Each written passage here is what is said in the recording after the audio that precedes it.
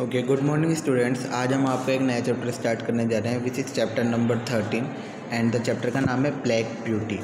Okay, तो इसमें जो है एक हॉर्स के बारे में बताया गया है। बेसिकली जो हॉर्स है पहले के टाइम में जो है हॉर्स हुआ करते थे, काफ़ी इंपॉर्टेंट एनिमल हुआ करता था, क्योंकि जो है हॉर्स को ही व्हीकल्स की जगह यूज़ करते थे हम। क्योंकि व्हीकल्स तो हुआ नहीं करते थे पहले, जो है हॉर्स पे ही हम आ रहे हैं जा रहे हैं, कोई भी हमें गाँव में तो, या फिर जब आपने देखा होगा पुराने टाइम पे बग्गियाँ चला करती थी, है ना। तो जो है हॉर्स जो है उसमें काफ़ी ज़्यादा एक इम्पॉर्टेंट रोल अपना प्ले करते थे। तो इस जो है पूरी स्टोरी के अंदर जो है ये हॉर्स की क्या कंडीशन हुआ करती थी। अब बेसिकली जो राइटर जो है 1860 के टाइम के जो है राइटर है, उनका नाम जो है एना सेवेल है। उन्होंने ये एक नॉवल लिखी थी, उसका नाम है द ब्लैक ब्यूटी। उस नॉवेल का आपका जो है एक चैप्टर का एक थोड़ा सा पोर्शन आपके सिलेबस के अंदर डाला हुआ है। तो वही जो है उस नॉवेल में जो है अपना उस नॉवेल के अंदर जो राइटर ने जो है घोड़ों की या हॉर्सेस की क्या कंडीशन हुआ करती थी उस टाइम, ये बताने की कोशिश की है। ओके, तो let's start with the chapter. The first place that I can well remember was the large pleasant meadow with a pond of clear water in it। देखो जो हॉर्स है इसके अंदर जो खुद हॉर्स है ना, वो खुद ही अपनी ऑटोबायोग्राफी को बयां करेगा। खुद जो है एनिमल जो है खुद अपनी ऑटोबायोग्राफी को बयां करेगा। तो इसमें जो जब भी the first place that I, तो जो यहाँ पर आई यूज़ में आएगा वो खुद हॉर्स के लिए यूज़ में आएगा। ओके, तो जो पहला प्लेस इसको जो याद है वो एक बड़ा खेत हुआ करता था जिसके आसपास एक तालाब हुआ करता था। Some shady trees leaned over it, और जो है उसके आसपास जो है कुछ बड़े छाया देने वाले पेड़ हुआ करते थे। And rushes and water lilies grew at the deep end, और जो है वाटर लिलीज जो है ग्रू हुआ करती थी। Okay, and rushes and water lilies grew at the deep end, और उस पॉन्ड के किनारे जो है वाटर लिलीज जो है किनारे उसके हुआ करती थी। On one side we looked into a plowed field and on other we looked over a gate at our master's house। और इसके एक तरफ हम देखें कि जो है दूसरी तरफ घास के एक मैदान के एक तरफ अगर हम देखें तो वहाँ पर जुते हुए खेत मिलते थे। And on other we looked over at the gate our master था, और दूसरी तरफ हम देखें कि जो है हमारे मास्टर का घर हुआ करता था। Which stood by the road side, जो रोड के किनारे हुआ करता था। At the top of the bottom meadow was a plantation of fir tree, और जो है अगर हम ऊपर की तरफ देखें तो मतलब ऊपर की तरफ मतलब जो है घास के मैदान से थोड़ा ऊपर की तरफ देंगे तो फर ट्री वहाँ पर हुआ करते थे।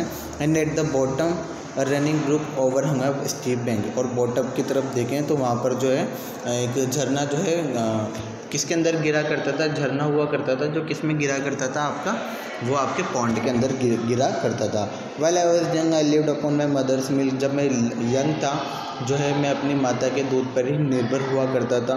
कौन जो है हॉर्स इसमें बता रहा है कि जब वो यंग था तो वो किस पर डिपेंड हुआ करता था, अपनी माता के दूध पर ही। As I could not eat grass, क्योंकि मैं घास नहीं खा सकता था। जब हम छोटे हैं तो हम भी डायरेक्ट खाना नहीं खाते थे, हम भी क्या जो है अपने मदर के मिल्क पर ही डिपेंड हुआ करते थे।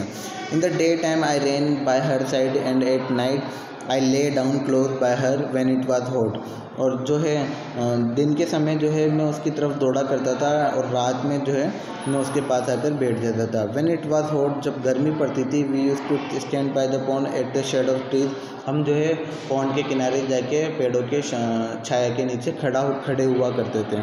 And when it was cold we had a nice warm shed near the plantation, और जो है जब गर्मी पड़ा करती थी तो हम जो है वार्म शेड के नीचे नियर द प्लांटेशन, जहाँ पेड़ लगे हुए रहते थे वहाँ पर हम जाकर खड़े हो जाते थे।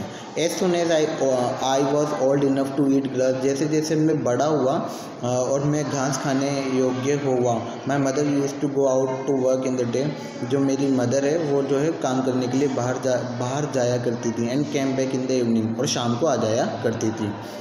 देयर वर 6 यंग कॉल्ट्स मतलब और भी घोड़े होते हैं, तो वहाँ पर जो है 6 और घोड़े भी थे वहाँ पर। इन द मिडो बिसाइड मी, मेरे अलावा भी जो है वहाँ पर 6 और घोड़े हुआ करते थे। They were all older than I was, तो वो जो बाकी जो घोड़े थे वो उससे भी काफ़ी ज़्यादा बड़े हुआ करते थे। Some were nearly as large as grown up, और कुछ तो इतने बड़े थे कि वो ऐसा लगता था कि जैसे वो पूरे बड़े हो चुके हैं। I used to run with them, मैं उनके साथ जो है भागता था। एंड हैड ग्रेट फन, और जो है उनके साथ काफ़ी फ़न किया करता था। We used to gallop all together round and round as the field as hard we could go, और हम जो है तेज़ी से जो है भागा करते थे।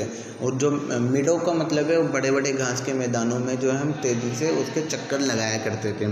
As hard as we could, और जितनी हमारे अंदर शक्ति है उतनी शक्ति का यूज़ करके हम वो घास के मैदानों के चारों ओर चक्कर लगाया करते थे।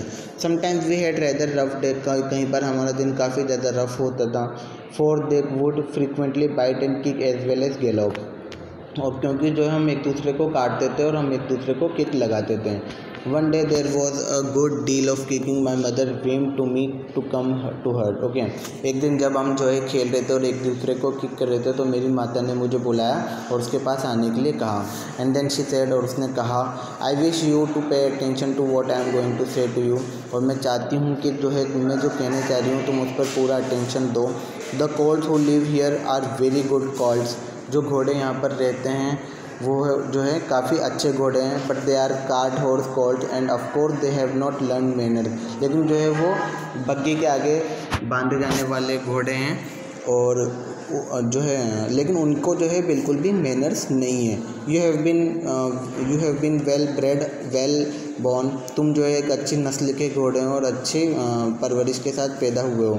Your father has great name in these part, तुम्हारे पापा का काफ़ी जो है नाम है। And your grandfather won the cup 2 years at the Newmarket races, और तुम्हारे ग्रैंडफादर ने जो है न्यू मार्केट रेसेस में जो है अपना काफ़ी नाम किया है। Your grandmother had a sweetest temper of any horse, और तुम्हारी जो ग्रैंड मदर है उनका जो नेचर है वो इतना स्वीट माना जाता है कि मैंने आज तक उनके जैसा नेचर जो है कभी नहीं देखा। And I think you have never seen me kick और बाइट, और मुझे ऐसा लगता है कि तुमने भी मुझे कभी काटते हुए या किक मारते हुए नहीं देखा।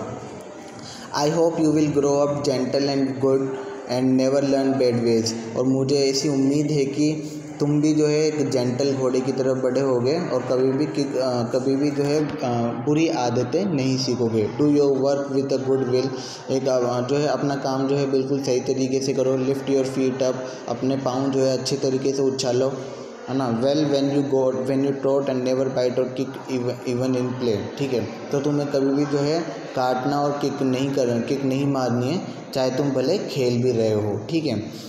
तो इसके आगे का जो पोर्शन है हम नेक्स्ट वाले पोर्शन में पढ़ेंगे, ठीक है।